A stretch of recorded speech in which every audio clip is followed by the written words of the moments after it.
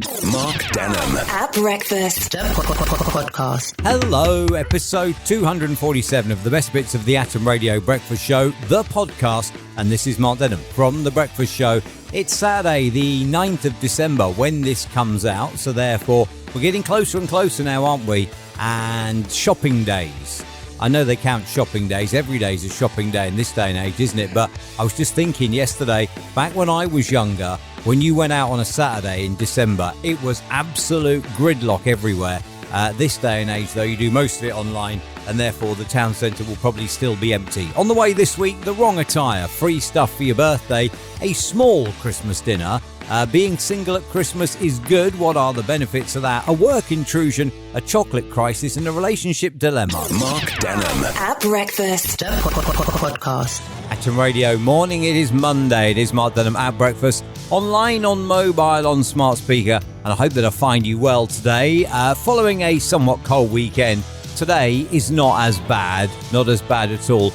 Maybe you are going to see it, aren't you? Somebody you see today is going to be going about their business in shorts, and I don't know how they do it. I honestly don't. Like last year, I remember seeing someone in like a t-shirt and a jumper and a hoodie and a jacket and a hat and shorts. Why? This is Mark Denholm at breakfast. Atom Radio. Over the weekend, I watched the TikTok, and it was saying, like, you know, you've got good musical taste if you know these 1080 songs. In there was the Buggles' Video Killed the Radio Star, first released in 1979, along with Alana Miles and Black Velvet. That was a 90s song, and so was Roxette and Joyride.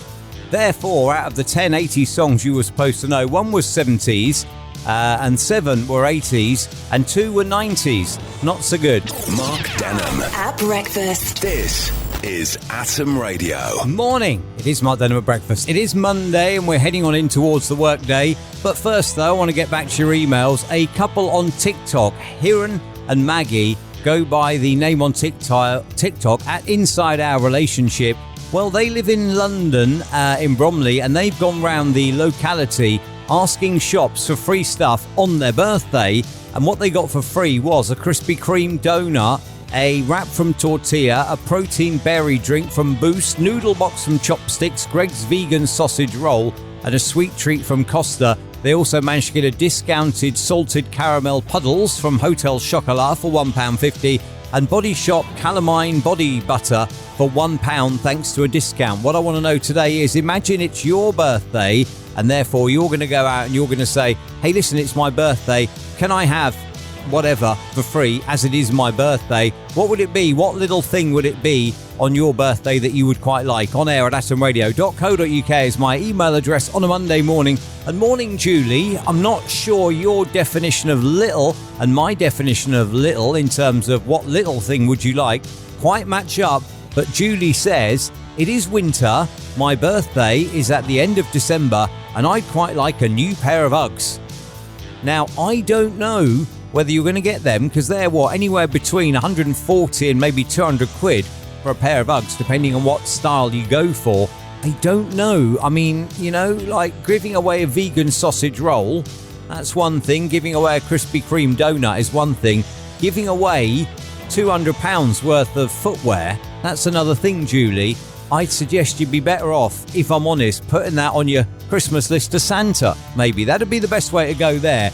If you want to get a new pair of Uggs, put it on your Christmas list to Santa. Just thinking that Julie's, when I said a little thing, like you may have very little feet, Julie, but it's still not quite what I was meaning in the terms of little thing, if you get what I'm saying. I was meaning something small and of lesser value than perhaps a pair of Uggs. Mark Denholm at breakfast podcast. We've got all the doom and gloom merchants saying that your veg and that on your Christmas dinner is going to be in jeopardy and all that sort of stuff. But I can tell you that I don't really care, because the only veg I like are the potatoes and that. You're not going to catch me eating Brussels sprouts and everything. No. And I do like the carrot as well. I don't mind a bit of carrot. And I'll tell you a story, actually. Years ago, my mum and dad wanted to go out for Christmas lunch, and I always went to my mum and dad's for Christmas lunch. And they wanted to go out for Christmas lunch, so we did, and we went to a place in Marlow. And what I had was really, really, really, really nice, but there just wasn't enough of it. That's the problem. What they did was they brought over a plate that was half empty that had, I think it was 2 or 3 roast potatoes, a dollop of mash, and a couple of slices of turkey. And that basically was all I would have eaten, other than maybe a couple of bits of carrot. And I was like, excuse me, where's the rest of this? Oh, you can go and help yourself to the vegetables. I don't like vegetables. And that was a bit of a problem, really. There I was, all excited from a Christmas dinner and everything. And, well, it didn't work out as I thought it would at all. I got a half-empty plate. And by the time I added a couple of bits of carrots, it was still mostly empty as well. So that didn't really work out at all. Mark Denholm at breakfast. This is Atom Radio. The top 5 of reasons it's good to be single at Christmas time. At number 5, there's no arguments over whose parents you spend Christmas Day with. At number 4, you can fully, in capital letters, enjoy the Christmas party. At number 3, you can buy yourself the gift that you always wanted. At number 2, you don't have to fake excitement at the worst gift ever. And the number 1 this week on Top 5 Tuesday of reasons it is good to be single at this time of year. There's nobody you have to share the pigs in blankets with, and therefore you get more all to yourself. Mark Denholm at breakfast podcast. And today, I would like to know things from work that you would like to leave in 2023 and not carry over. This is because a new study says there are many common office icks, and at least one of us is guilty of one of them. Everyone is guilty of at least one. These should be banned in 2024, and these also include out-of-office emails, and they include the phrases such as just a few things, a friendly reminder, at your earliest convenience. Today I want to know what thing from your work would you like left in 2023, so 3 weeks away or whatever it is now, and not taken into 2024. On air at atomradio.co.uk is my email address this Wednesday morning, and we'll start with Ben. Morning to you and happy hump day.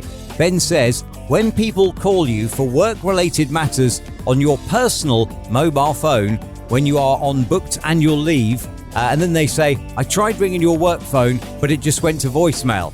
Well, of course it did. I'm on annual leave. Why would it be on? Of course it's off. Yeah, I get that, Ben. I get that. Imagine, though, if you don't have a work phone and then people call you on your personal phone and, that's the only number they've got for you. That's a bit annoying as well, isn't it? But there we are. That is very, very annoying. I'm going to put you down for that one, Ben. I quite like that, actually. People calling on your personal mobile phone for work-related business when you're on booked annual leave because your work phone went straight to voicemail. Of course it did. You were on annual leave. Thank you, Ben, and have a lush day, my friend. I hope Wednesday goes very, very well for you and nobody calls the wrong phone number.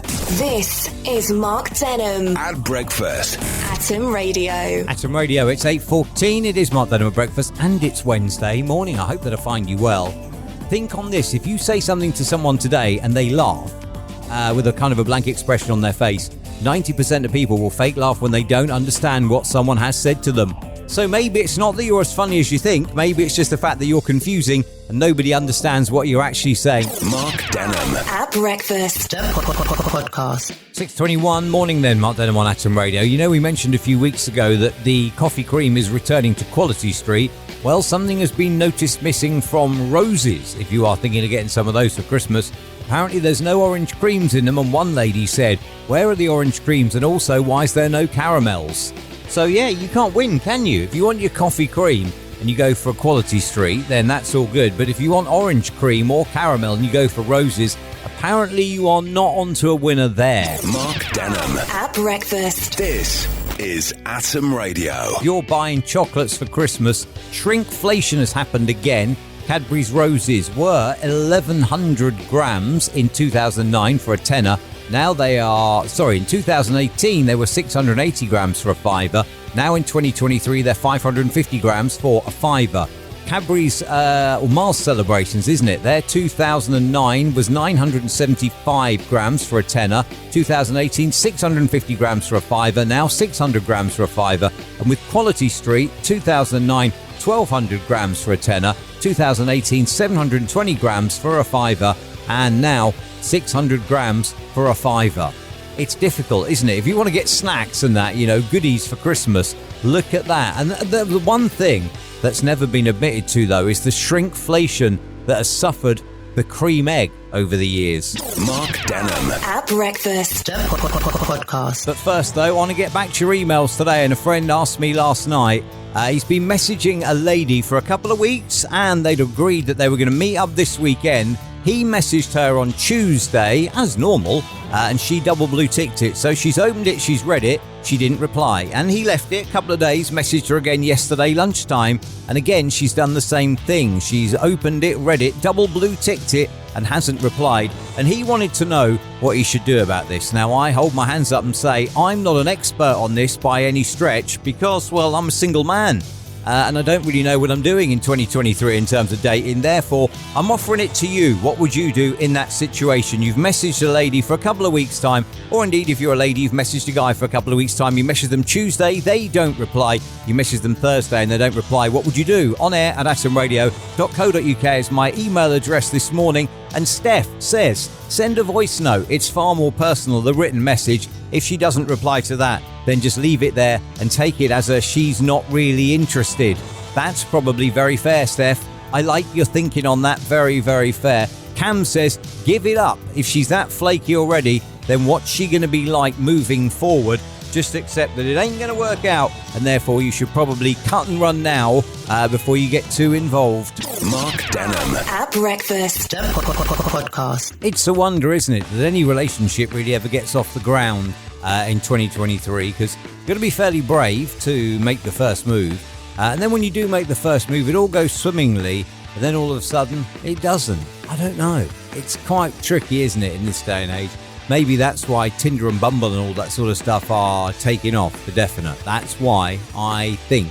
Anyway, thank you so much indeed for checking out the podcast this week. That's another one wrapped up. That's episode 247 wrapped up. And you know what that means? Episode 248 is coming next weekend. And that'll be the best bits of another week's breakfast show.